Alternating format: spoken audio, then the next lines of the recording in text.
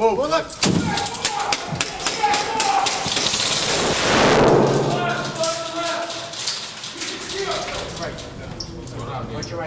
I went down to Burlington High School to speak with Officer McDonough about the training put into place because of the Columbine shootings. It's called active shooter training.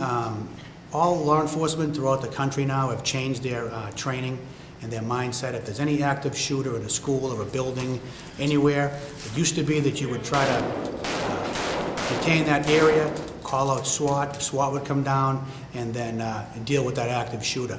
Since Columbine, where the local law enforcement showed up, surrounded the area, waited for SWAT, at that point, people were in there shooting each other. They were shooting the kids. So what they decided now is that law enforcement has to make an active shooter team. Any active shooter, any threat, what we do is we get the first 3 or 4 officers.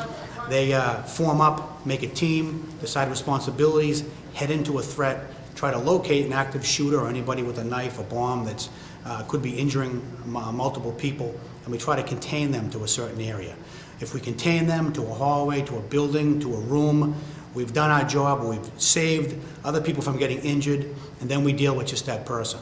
So we have to train in this every year, where we conduct active shooter training out at our firearms, when we do our long arms, our rifles, also indoors with pistol. We're always talking about active shooter training, how we form our tactical groups.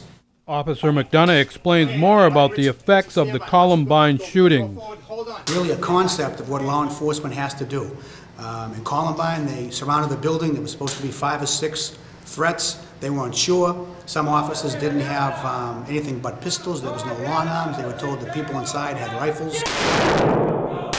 So they waited for SWAT, and then they went in. Well, what they determined was that was too late. People said, well, why didn't they go in and try to protect my kids? Oh, we didn't have the proper personnel, the proper weapons, the proper tactics. And I said, well, all my kid had was a pencil. So nationwide, policies have changed. It's been over 10 years now that we've been doing it, where we form up an active shooter team and go looking for somebody and try to contain that threat. Contain them to a certain area, control in and out, try to open up, talk with that person. What are you doing? What's going on? What's up, buddy? That's it. What's going on? And while we're doing that, we're containing them, and then that's making the rest of the people safe, because they can kind of evacuate them, get them out of the area.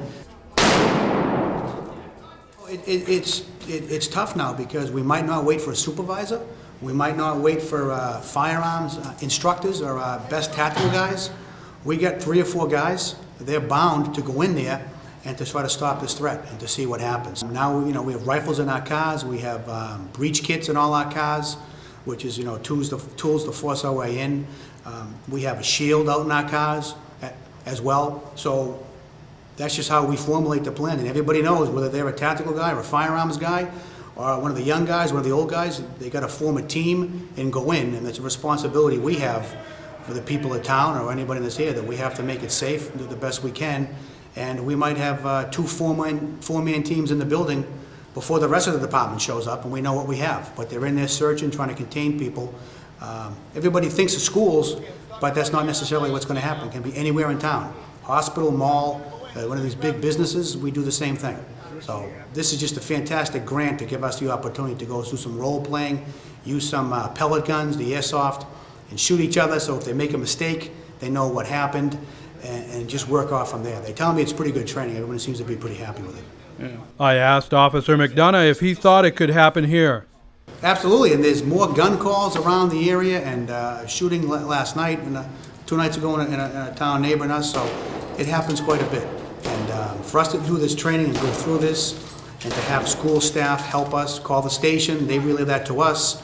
It's important that also they tell me it's pretty frightening to hear the gunshots going off down here.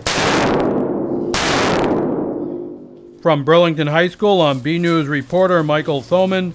Back to you in the studio, Jack.